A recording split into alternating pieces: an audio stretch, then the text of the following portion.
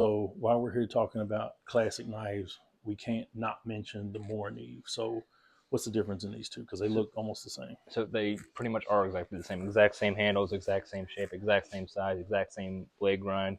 The only difference is that this one here is stainless steel and this one here is carbon steel. So the carbon steel ones, some people prefer those because it's generally a little bit tougher and easier to sharpen, whereas the stainless steel one is just much lower maintenance.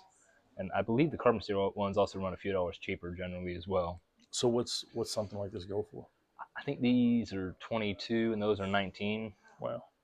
But, so for less than $25, you're getting a rock solid fixed blade knife.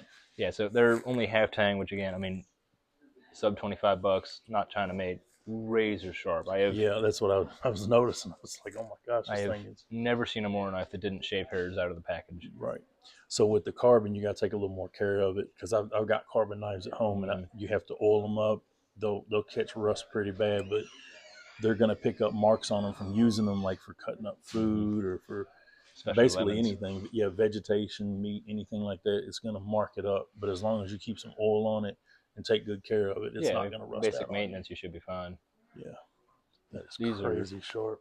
I've heard it from so many people, so many customers, that these are the best knives for the money on the market as far as bushcrafting and fixed blades go. You just can't beat the price. No. Does Benchmade make a better knife? Yeah, sure, but they're charging 10 times more for theirs, if not more. But these $20, I mean. And that handle is just absolutely perfect. I mean, you feel like you got a solid grip on it. It's a stout handle. I don't know if y'all can see this, but it's kind of plasticized down here. But this black part is like a rubber grip. I wonder if it's like a rubber sleeve that's on there, if they dip it or something, what their process is. I don't know what kind of magic they work there. It doesn't there. feel like it's going to come off. I mean, it's on there solid.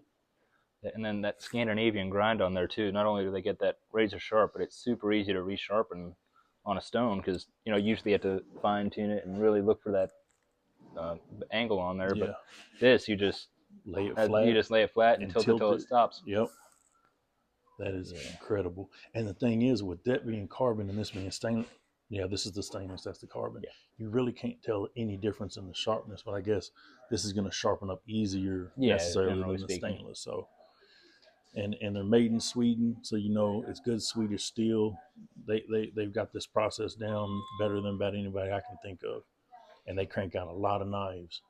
Oh yeah, there's all sorts of colors, and it used to be you can only get them in this color here, the black and green, but now there's red, they've got just about every color under the sun now. And I've noticed too that like seasonal, they come out with different, like say 2025 will have a different color combination, and then you can only get it for that time, and then they'll come out with a different I think one. 2023 it was like a red and then a mustard yellow. 2024 it was like a strawberry green and red, and then 2025 is blue and red.